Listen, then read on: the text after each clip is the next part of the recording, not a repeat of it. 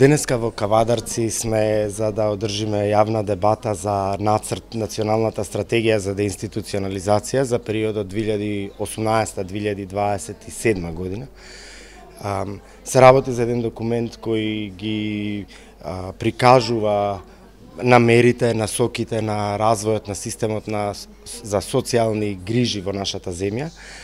Деинституционализацијата е еден вака тежок збори за изговарање и како процес доста тежок, опфаќа трансформација на постојните установи, институции за социјална грижа во систем на флексибилни социјални услуги во заедницата.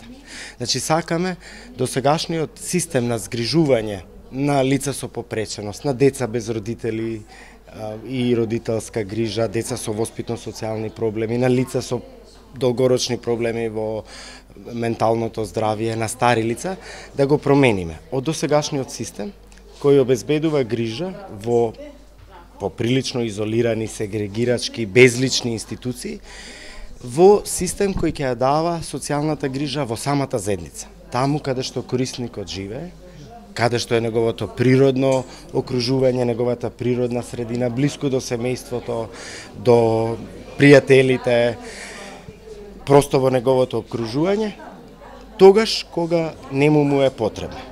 Значи, се работи за корените промени на системот за социјална грижа, затоа и оваа стратегија 10-годишна, тие промени нема да одат преку ноќ. Започнуваме со трансформирање на установите, онакви како што ги познаваме. Тоа опфаќа да им се даде нова улога, да имаат нов капацитет, да даваат нови услуги во системот за нешто што досега фалело, нови социјални услуги, мислам.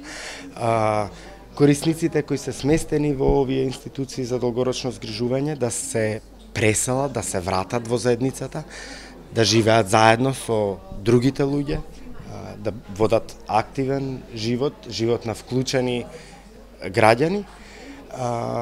И се разбира, мощна битна компонента е да се воспостават, да се создадат нови видови на социјална грижа, кои што во моментот кај нас ги нема.